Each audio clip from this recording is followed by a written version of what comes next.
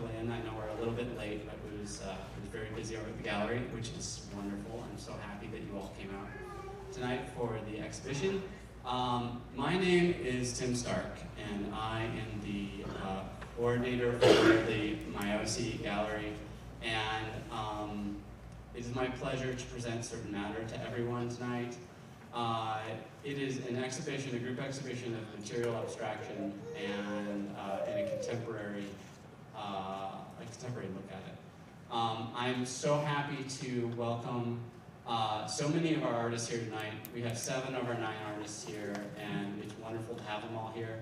I'd like to thank you all for coming. They've been so great. They joined in with us today. They connected with our students through artist workshops, through gallery talks, and through demos. It's wonderful. It really does so much for the students, and I want to thank you all for being here. Thank you. So I'm going to introduce you all one by one, and I have wonderful pictures of everybody up here, so you all will know who made the work. And afterwards, if you want to come up and ask them, or go over to the gallery and ask them about their work, I welcome you to do that. We'll have about half an hour after the talk. Let's squeeze back here.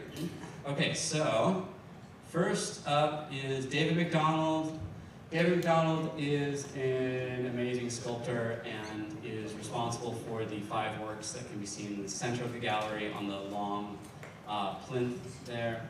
These hydrocal sculptures are really staggering to me, and I couldn't not include him. Sarah McInnes and I have known each other for a long time, and I've always been amazed by her work, and I was so happy to be able to include her. These undulating, body-connected sculptural paintings are really, really staggering to me. Christopher Pate is a Los Angeles staple, has been involved with so much over the years, and is making these paintings that I feel like have so much inside of them and so much built within them that I'm so happy that we get to see the edges, that we get to start to decode and understand kind of what's going on in them. They're really staggering. His color logic built within them it really does a lot. Connie Martin Trevino is an amazing artist, period, but has started down this road of ceramics that is utterly staggering and really blows my mind every time I see her problem solving and creativity that has been let loose. Every time I visit her studio, there's a new bit of creativity that's on display that is really just exceptional.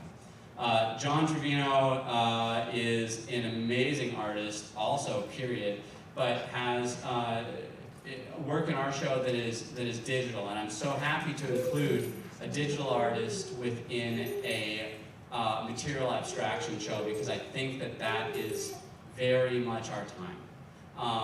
The way that John works with the material of digital space and digital artifacts within his work, and the way he produces his work on digital tablets like iPhones and iPads, and the fact that is referenced in the work is really important, and I think it's very timely and very interesting.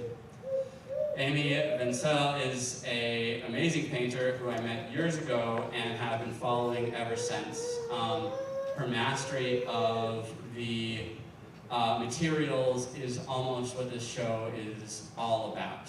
Amy's work and Amy's paintings are based so much in the paint itself and in the mediums itself and in the way she applies it, and that kind of wonder as you look at them and gaze upon them, and their self-referential aspect is amazing. And Garrett Zook, our only local artist, making some amazing work with these embedded excavations of resin casted and metal pieces.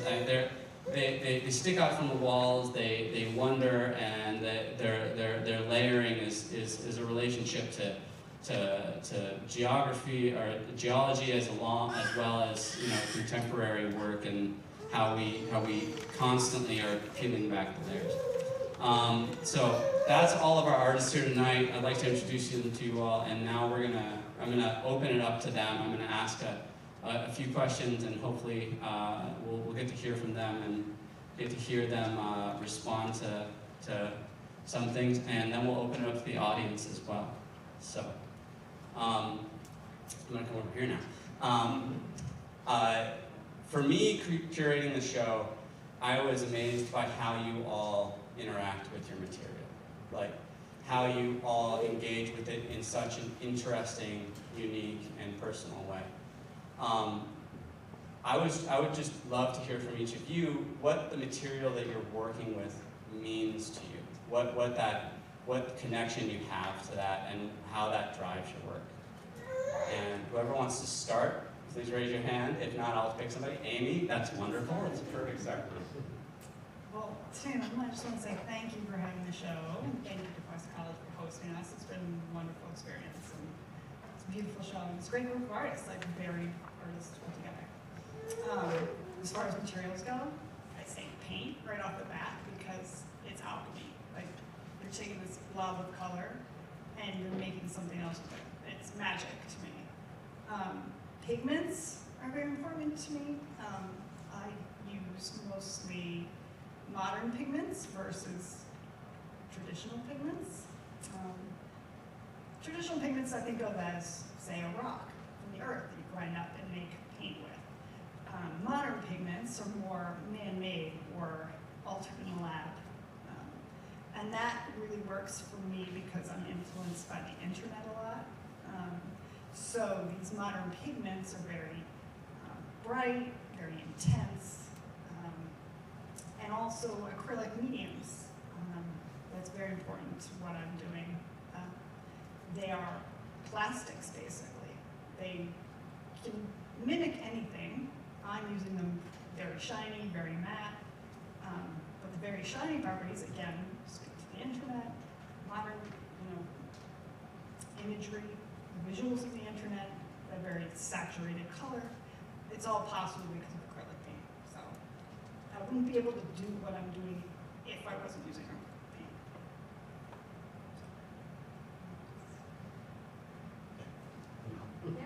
Yeah. Hand in the microphone. Thank you, Amy. Thank you, Tim. So materials. So I am using canvas and paint, which are traditional oil painting materials, but using them in a way that I think kind of plays with the conventions of painting, and having an object that hangs on the wall, but also is in between this space of being sculpture and being a painting at the same time. Yeah, I think canvas is a super important material to me. The kind of malleability of it, being able to put things on the floor. Also, I guess my body as a material, working with that canvas, kind of pushing it, twisting it, pulling it, creating tension. So both using my body to create that form, and also the ways that form starts to not mimic, but kind of feel like the remnants of the body, maybe it's referencing kind of textiles or a bed sheet or this kind of record of my movement working with it. So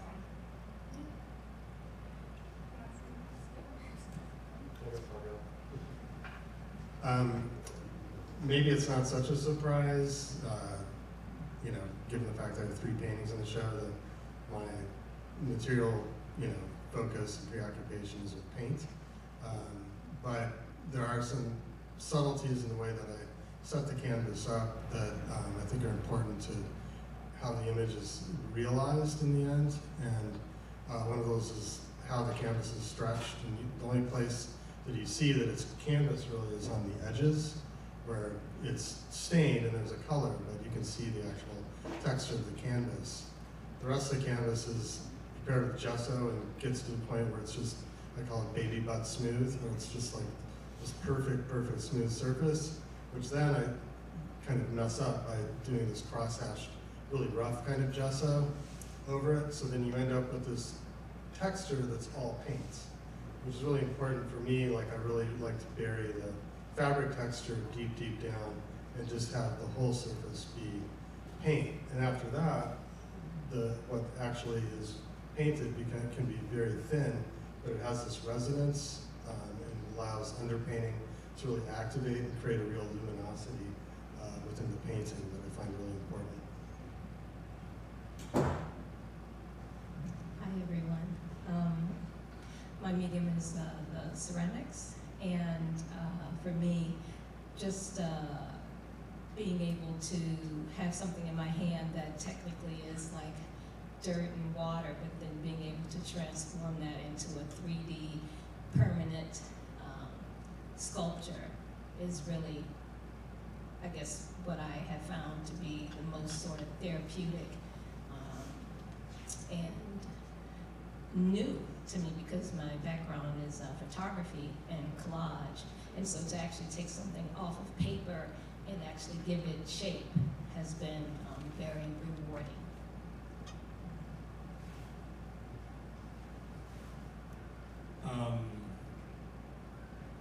I think with my stuff, it's spanning a couple of different spaces. You know, like I'm kind of grounded in painting and drawing, so that's initially where I was coming from. The ability for digital media to kind of replicate a lot of these marks, as well as adding its own vocabulary of mark making, has been something that's really been interesting to me. And so there's also like this extreme portability associated with this, right? Because I'm doing things like on my iPhone or on an iPad, you know. And you know, this is just one aspect of kind of like what I'm doing, but there's a speed with which I'm able to kind of get at some of the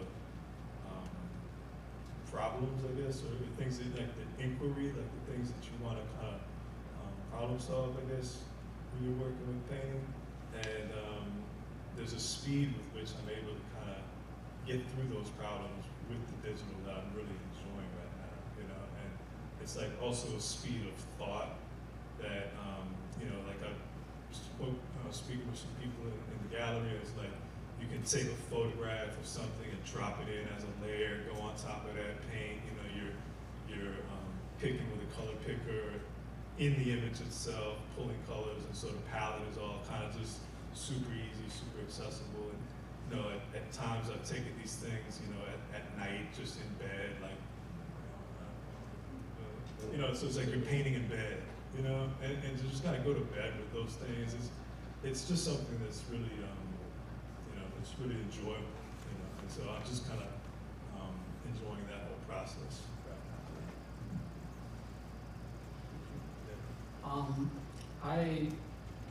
I work, I mean, the sculptures are made with hydrocal, which is a very hard plaster, but I work in a sandbox. And I guess I was just sort of thinking what to say. I've gradually, over the years, I've just kind of tried to get things as direct as possible, and now I've really limited it to plaster and pigment, which is paint. It's before paint. And I work in a sandbox, and I wet the sand, and I make the shapes in the sand, and then I mask off areas. And the fact that I spend, you know, 6 or 7 hours a day digging in a sandbox is a lot of fun, very basic, very fundamental. I make a hole in the sand. If you've ever been to the beach, when you dig a hole and you fill it with water, I fill it with plaster.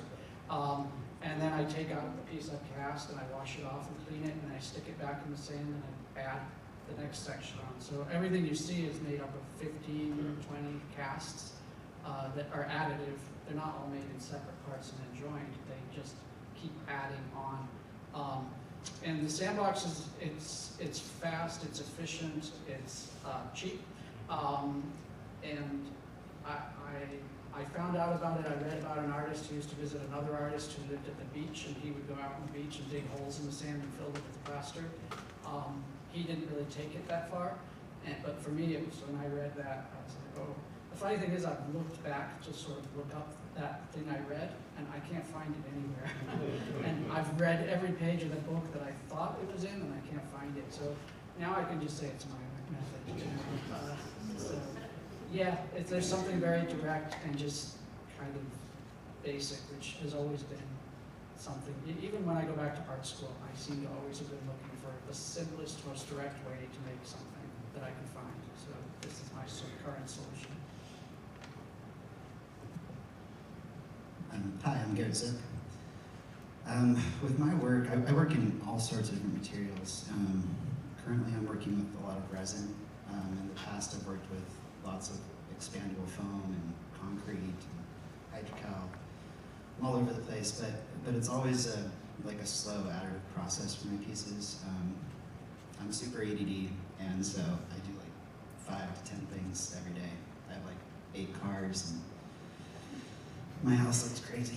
And just had a baby, so I'm gonna have to get rid of those cars. You know, it's like just a thing that happens, I guess. But I have a crazy background in mechanics and cars, and I didn't even get into art until I came to Cuesta here, kind of by accident. So I had kind of a late start, and I am local. And but for me, just this whole additive process is important. So like I said, I do things here and there, all over the place. These resin pieces are great because I can make a batch and then pour a bunch of different molds that I have going, including the ones that you saw in the gallery.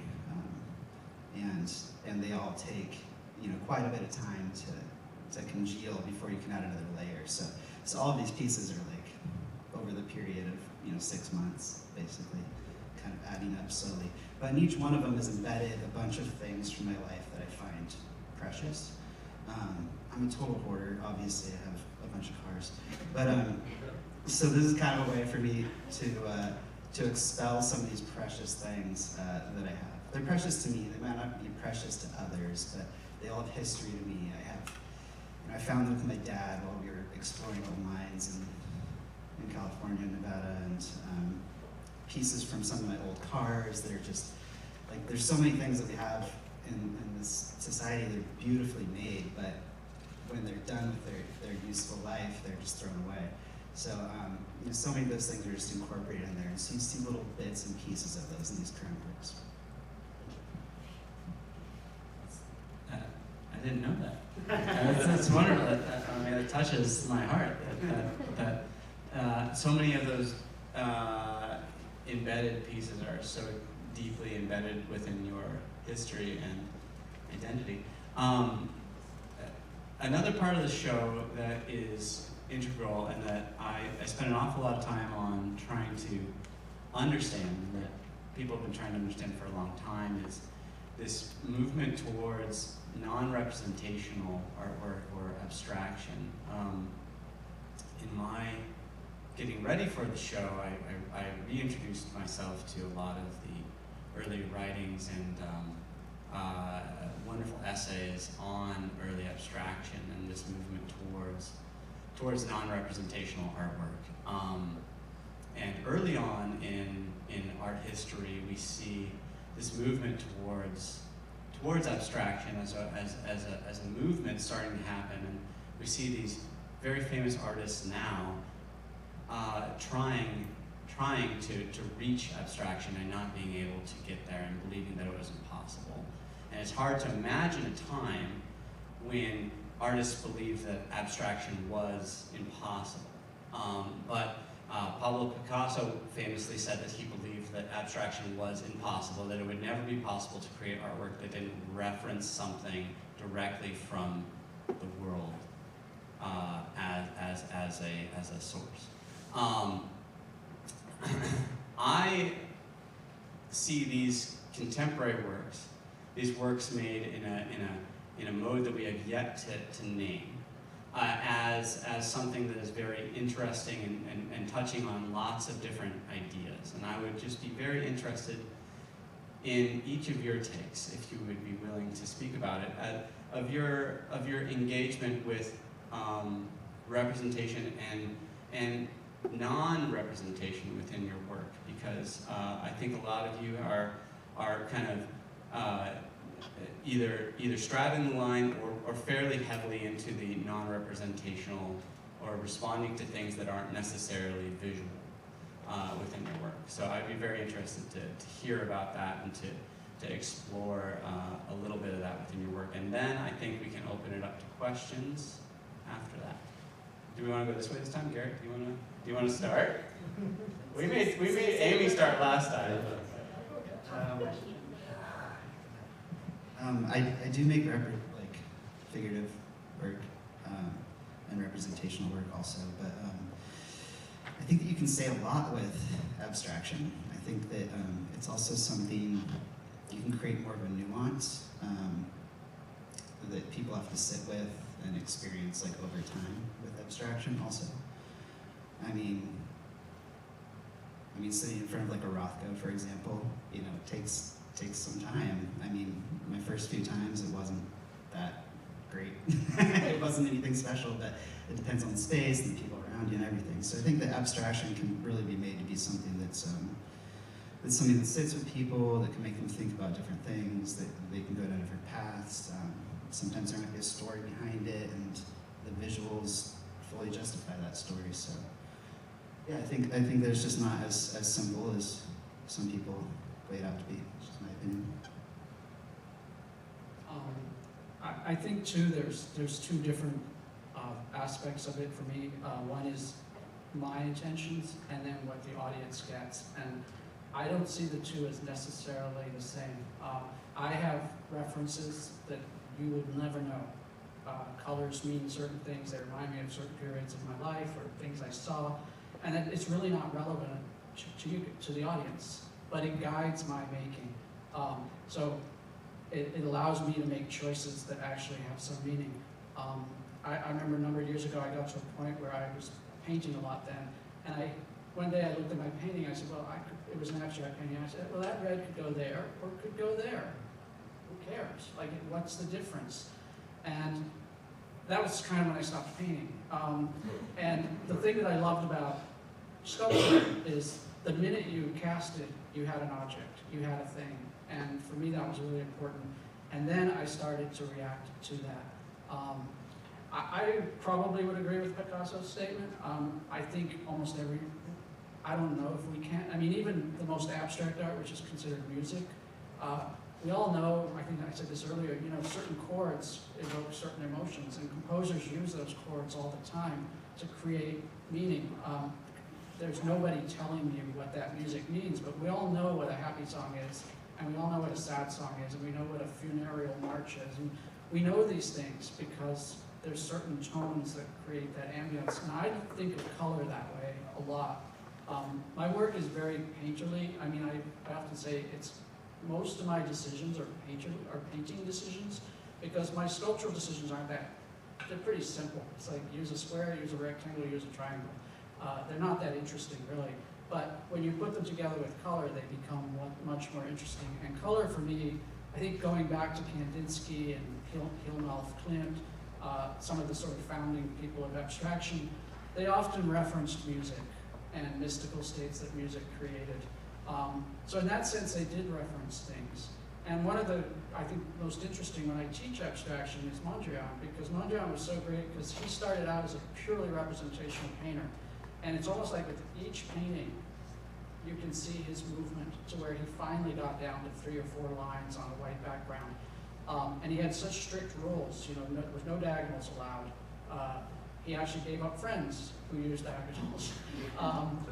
But I think, for me, to look at Mondrian now, even that work, which I think is some of the most abstract work you can make, I always think of those trees and that pier that he made in the 1920s. So I would agree with that, with Picasso's idea at some point. I don't know if we can just, I think, and sometimes we don't even know what they are, but to say that there are no references, I think is almost impossible, in my view. But there's degrees of abstraction. Every single painting, no matter how realistic it is abstract, because it's not the thing. I mean, just fundamentally. And so then it's like, how far do you want to go? Do you want to jettison visual appearances? Do you want to jettison this, that, the other? And how far do you want to go with that? And what do you want to be left with?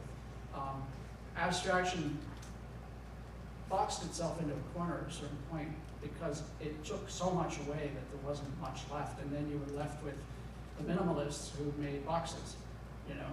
And then how did you get out of that? And people started working with materials like Eva Hess and doing things that were more random and more emotional, and it's kind of built back up from that. I think of abstraction going to minimalism, and then now it's kind of digging its way out and then expanding massively over the last 10 or 15 years, 20 years. And now the possibilities are kind of basically, for abstraction and for art, are kind of endless, which is why there's no actual styles anymore. Everything is personal. It's not, there doesn't seem to be anything that you could call a movement anymore. So that's how I read it. Thank you, David. Don't get me started.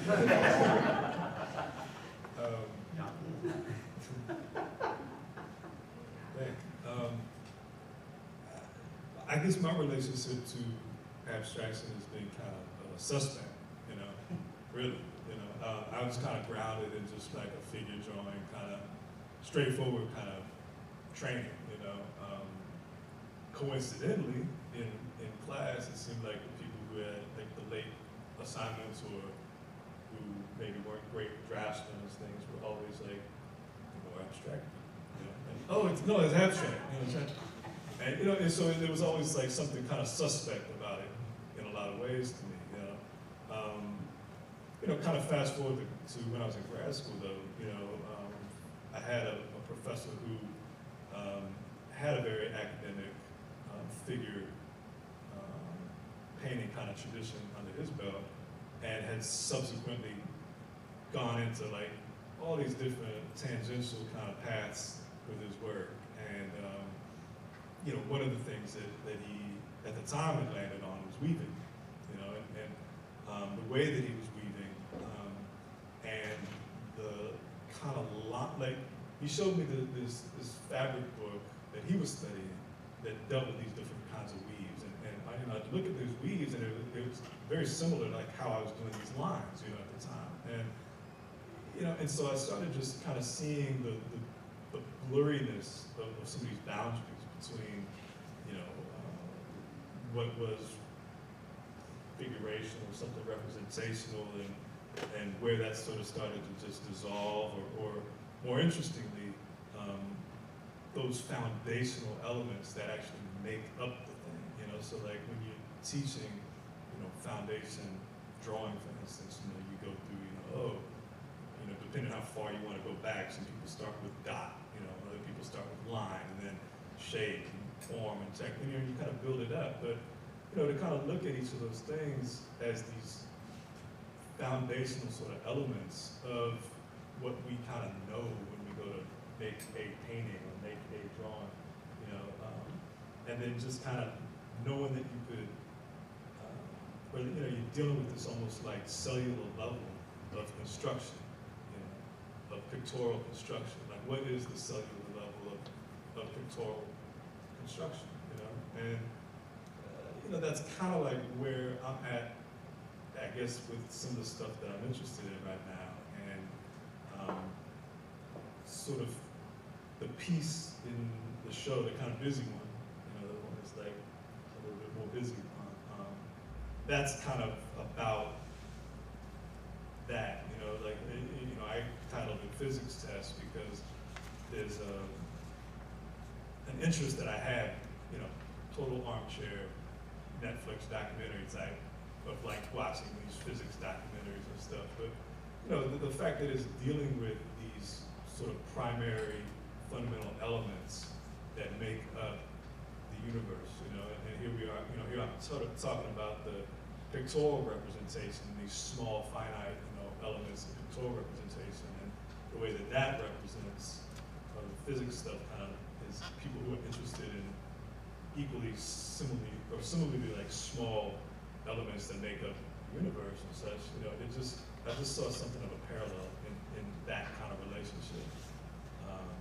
And so, back to the Picasso quote or whatever, you know, like, I don't know that that's possible. I don't know that that's something like I'm even interested in, you know. For me, I am interested in the fact that these representational things, or things that we know and recognize, that things can be kind of broken down further and further into sort of like the fuzzy matter of it all, you know. And so right now, that's the sort of stuff that I'm interested in. Okay. So because my initial background is photography, a lot of times my images were about the figure. So when I started doing clay,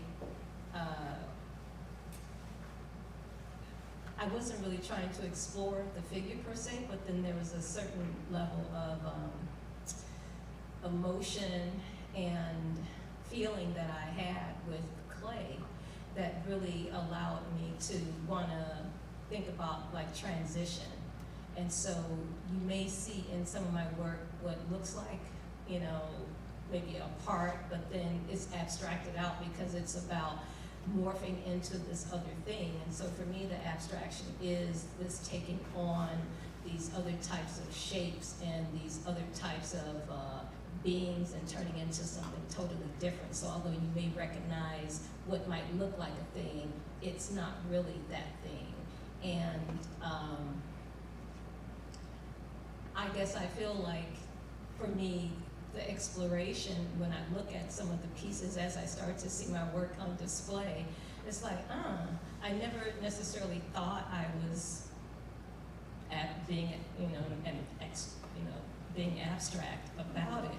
I just thought that I was going with more of a feeling and how we are so connected to so many different things that it doesn't all necessarily have to be representational, even though at times it may have a feminine energy or something like that. So that's kind of like where my work is in terms of just transitioning from being figurative into whatever it is. So I think with my painting, I'm definitely in this odd space where I do have a figurative reference, but it's made with lines, kind of forms a mouth. They're called boca because it's Spanish for mouth, or an opening or aperture is how I think of it. And it's also about landscape, but it's landscape kind of brought down to its most elemental, minimalist form for me, which are these horizontal bands of color that are gradiated. And I'm really interested in creating this sort of meditative space for the viewer that is something that you can get lost in.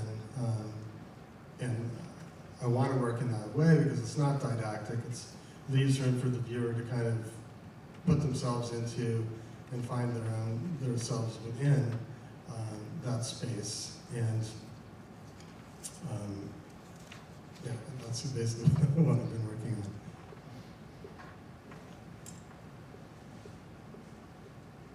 I definitely have references that I'm looking at, but I don't think anyone would ever figure them out looking at the painting. Like, I'm getting ideas from everything, like things I see online or things that are happening in the news, but somebody can walk up and just say, looks like a Jolly Rancher. It's just, I'm abstracting ideas, events, like actions. How two people can read the same article but have two different takeaways. But at another level, I'm abstracting like the painting itself. Like, because I'm taping off different sections of the canvas and working on them independently, one is experimental, but then just on a formal aspect, I'm figuring out what that means if it's geometric instead of organic. So it's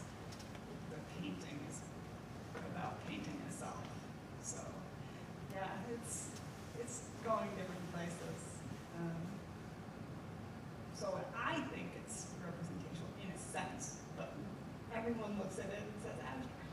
I mean, no, it's not representational. I'm not trying to represent, you know, the tree or the rabbit or whatever, but it's representing ideas. So, and not that you can see it, but you can look at the painting, then maybe look at that. Okay, well, my relationship to abstraction, like I'm wholeheartedly not trying to escape from references. Like ideally, I would love to be straddling that point between abstraction and representation. And like when I'm making a form, I'm not necessarily thinking about making it look like something. I might be thinking more about an action, like pulling something really tight, or like what happens if I twist things in both directions, or it's usually more action-based.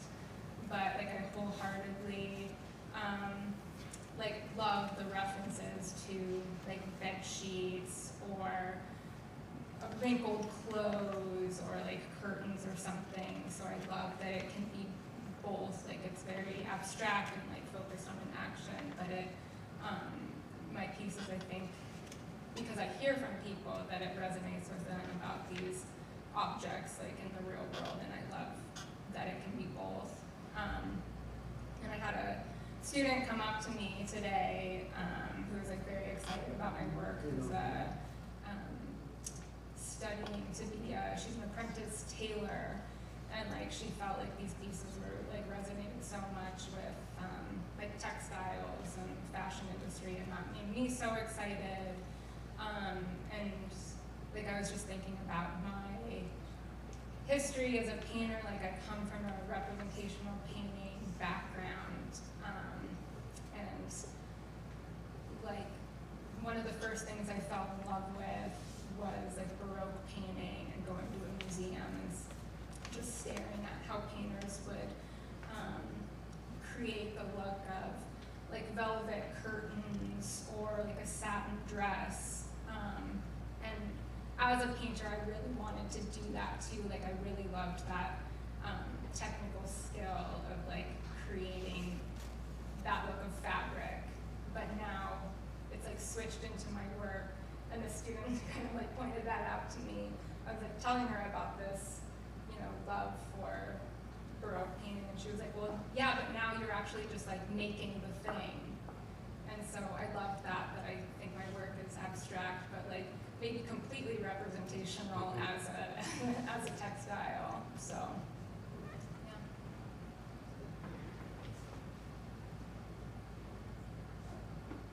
Thank you, everyone. I learned a lot from all of you talking about your work. Are there any questions in the audience? I would love to open this up to you all to ask whatever you'd like to the artists about any of the pieces in the show. Hi, I'd like to, can you hear me? Yeah. This is to Connie. I noticed that all of your pieces have the same name. Are you thinking about giving them a name at least, or? No, I think that's part of. No, I don't often feel like I want to give them a name, because I don't want to have them be static and be that thing. I feel like whatever you kind of get when you come to that, and what you see and what you feel, you can call it what you want, but I don't want to give it a name. Nothing has, nothing. I have named some things for different reasons, but a lot of times I choose not to give them names, because I want them to be able to live in a different kind of way, and not just because I created it doesn't have to be this thing, so that way you can get whatever you get from the piece. I don't want to tell you how to feel about it, and I feel like sometimes giving things a title, makes it a thing. I don't want to do that. My husband said, "What are you calling him? Untitled?" Yes. All He doesn't even Untitled, know. Yeah. Thank you. Well, so far you've been focusing on abstraction, and Tim called this show material abstraction, and in my opinion,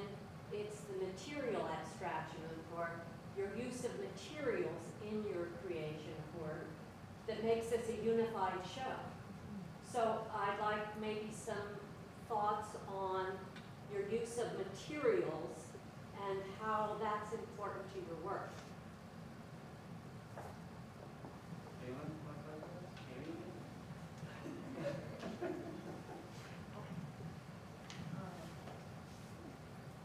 I touched on it a little bit in the beginning, but acrylic is really important. I wouldn't be making these paintings without it. I grew up in the 80s. I worked in advertising. Everything was new, new, new. It was the pinnacle. So I'm sort of drawn to that quality of shiny and new and bright. But I also want there to be tension in the work, that maybe it's too shiny, maybe it's too bright. Like the colors are just a little bit too much. So much so it can't be contained on the canvas and it's coming over the edges.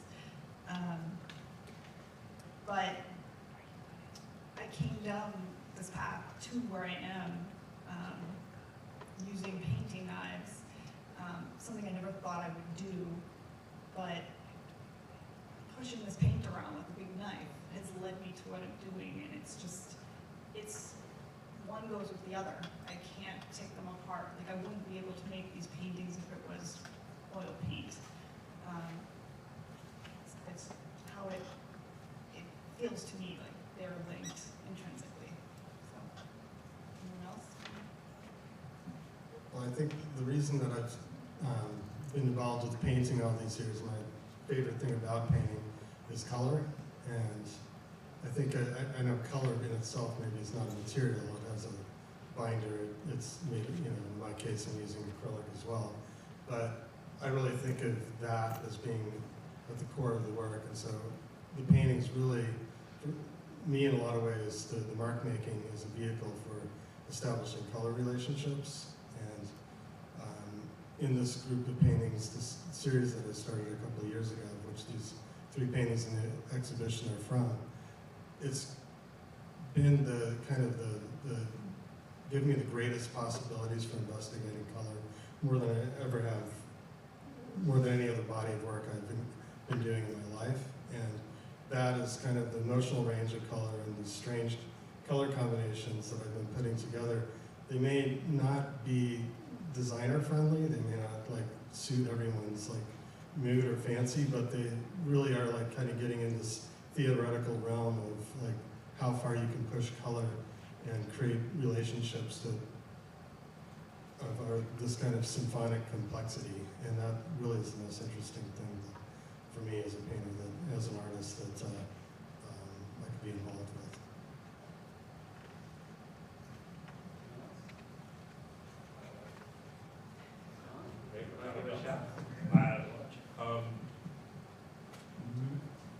Maybe ask Tim. Yeah, I mean, people make work, and you know, curators latch onto things like, "Hey, I think that could do," you know, and they have their own sort of thing. You know, like you just make the work. Like I'm not making work with the idea of it being like a material abstraction, you know. So I think just in general, you know, like that's also something oftentimes at work. You know, like you do what you do, and people see a thing in it, and they kind of like corral it under their banner, you know, and so that's all I'm saying, like, as, you know, but you know, on the other hand, you know, this idea, at least with the things that I'm doing, I don't know if this answers your question or speaks to it so much, but on the one hand, this thing is like very traditional, you know, it's like this framed piece of paper under plexi or presented in a frame, you know.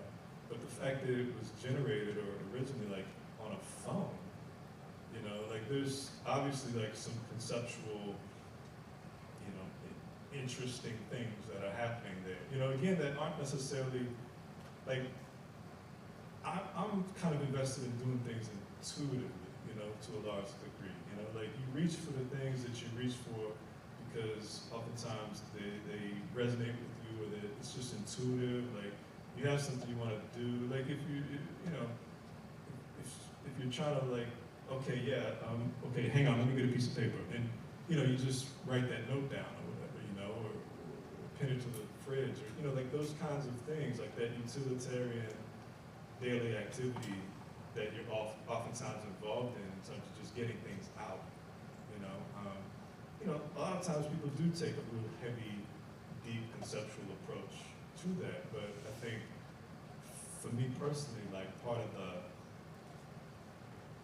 immediacy of something, the honesty in it, is just being able to like reach for the thing and get the idea out with the thing that's around, you know, and this idea of almost like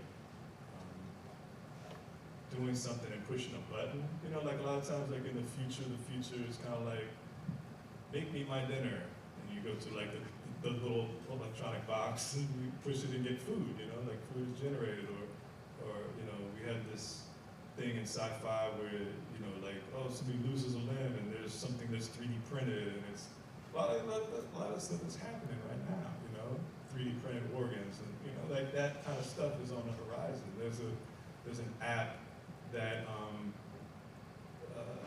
I've been seeing people talking about on Instagram where I think you're able to like write a description of the thing, and it just sort of generates it based off of the text that you're inputting.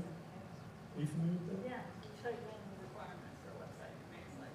Yeah, it's some sort of AI thing that you say, you know, oh, this is, you know, I guess you could say a charcoal drawing of something, but like really odd stuff, and it'll like auto-generate this imagery, you know, and it's really organic looking. It's really like hand-drawn. And then I've seen this thing where people have done a bunch of them, or this particular person has done a bunch of them and like made an animation, you know, and made like a music video animation based off of this text-based input, you know, and so I don't know, again, if that answers your question, but it just definitely speaks to like the weirdness of this time, you know, like you're making paintings in your phone and you're printing them out, like press a button, and so that's just sort of like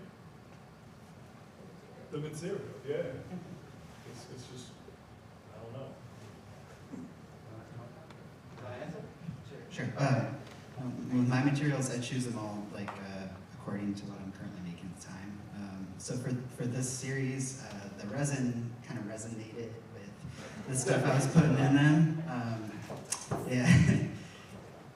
It also provides for like a lot of play with light.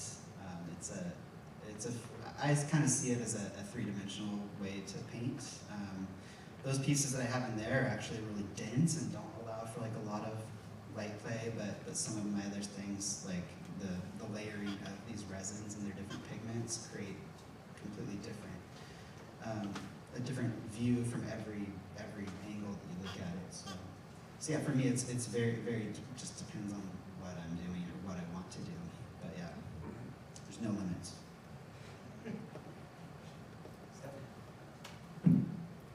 Yeah, hi, thank you everyone. I have a question, I think for David and Connie. So it's, I'm thinking about, I'm talking about a sandbox, and I'm thinking there's like a bazillion different qualities of sand.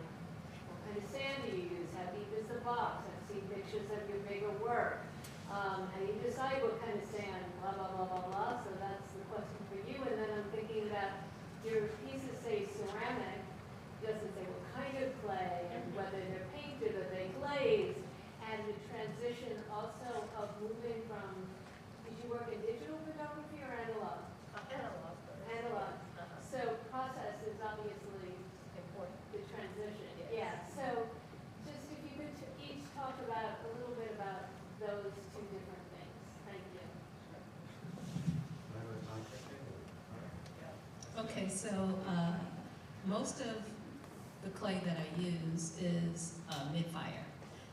Some of it is like a B-mix, or it could be this clay called Cassius, or now it's actually called Obsidian, which is a black clay.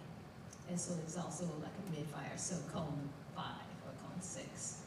And they are all glazed. Some have underglaze, and there is on one piece, if you noticed, a little gold spot. That's acrylic paint. but everything else is glazed.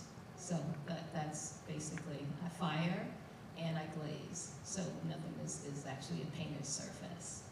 So hands-on process has always been part of your practice.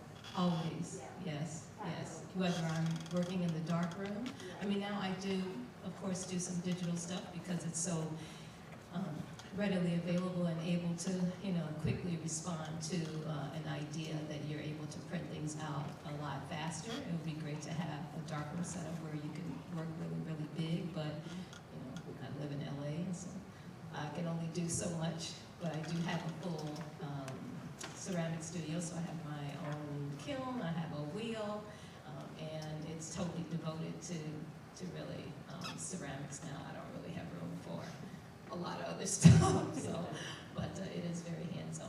So I am very much into glazing and looking to do more alternative types of stuff as well.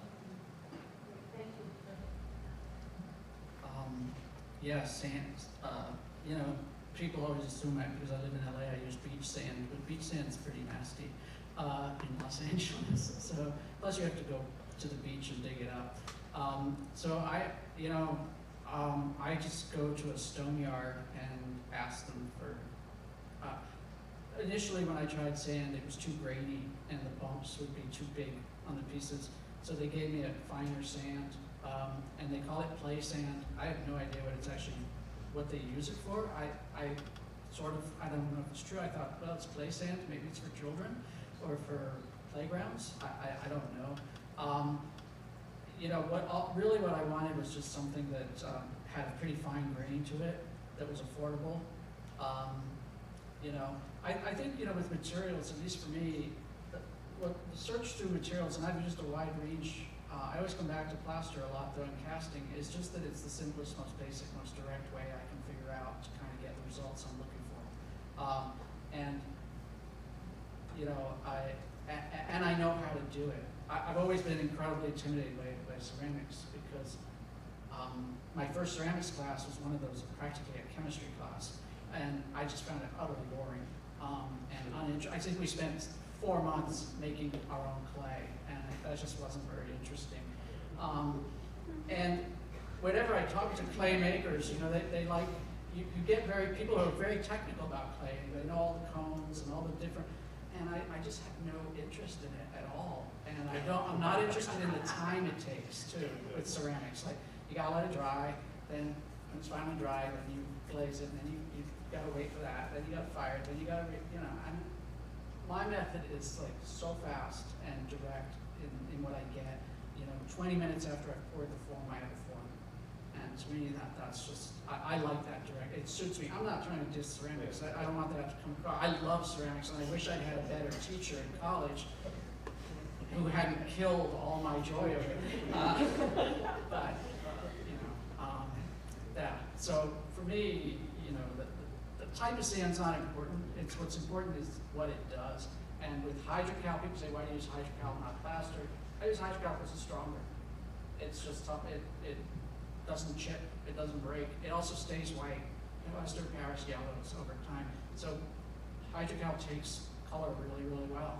And it dries faster than plaster Paris, and it's harder. So that to me is, I was thinking of the previous question, and to me, materials are just about what is the most direct way you can get the results you're looking for, and usually that's what and that can take 20 years to figure out, but that's kind of what I try to look at. Just one or two more questions. Yeah. Small technical question maybe, but for Christopher. You mentioned how you were using paint to cover the canvas completely, and you couldn't get the texture of the canvas on the final product, I guess. And then you were also talking about your sort of like inspection so you can get color. How much does the undercoat of that influence your color? Is it always like a gray background, or are you using different backgrounds for each of them? I don't know if I heard the first part of your question completely.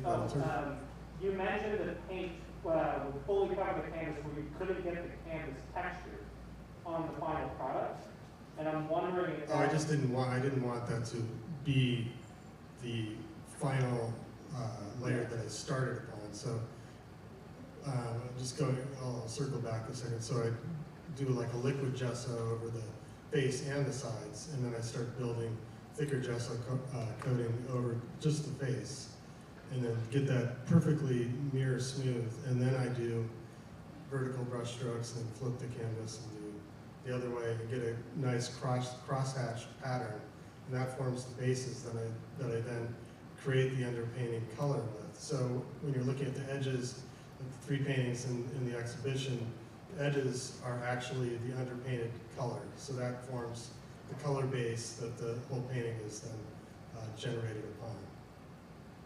Thanks. One more question? Do we have any more questions? Is that it? Last chance? Yeah, go ahead. Thinking about being here at the college, do you think you can teach abstraction, or how would you guide a student who is curious about it? So we got lots of answers up here. Everyone want to take a shot at this? Who wants to go? No, the reason I say I got this because, like I mentioned before, like I was very suspect of this stuff, being a student and watching how people arrive at abstraction. You know, it just seemed very questionable. What's it based on? Yeah, what's it based on? Where's it coming from? You know, but this one here was part of my entry point, believe it or not. You know, so she would take these macro, right? These macro images a lot of times when she would show me her photography. Oh, okay, sure. So like a close-up, you know, like a tight shot of a recognizable thing, okay? And you look at that thing and you're like, well, where am I in space? What is this, you know? And sometimes the color would be manipulated as well. So the thing that was initially very familiar, very representational, all of a sudden becomes sort of unrecognizable, you know? And so that was kind of something that, you know, initially, you know, stuck with me, you know? Fast forward a little bit later, I'm thinking of this digital conference that I went to, where a guy was talking about, so this was like a guy who did photo representational painting at one point in time. He since had committed himself working in Illustrator, if anybody's familiar with Illustrator. It's a vector-based program. But it, you know, it's like he was making all of these super photo representational elements in Illustrator, right? And like was committed to making, like, so if something had texture, if something was flame-based, anything, like he would make these things from scratch. You know, like starting out with something like, I think it was like clouds. Like there's a filter in Photoshop that might be called clouds or something. There's a few that are kind of like these,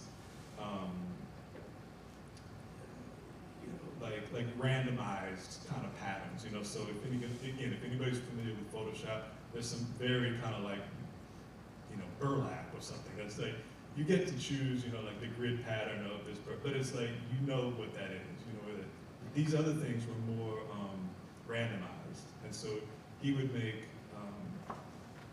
you know, start a thing like, okay, well, fire. He's making fire from clouds, you know. Okay, well, this one's going to be water. And he's showing how that, so you start with clouds, you know, and he's going through these things, and then he'd be like, okay, well, this is a wood grain, so what I do is I start with clouds, you know, and so you're realizing how all of this stuff is coming from this kind of same source, but the only difference is it's maybe the color.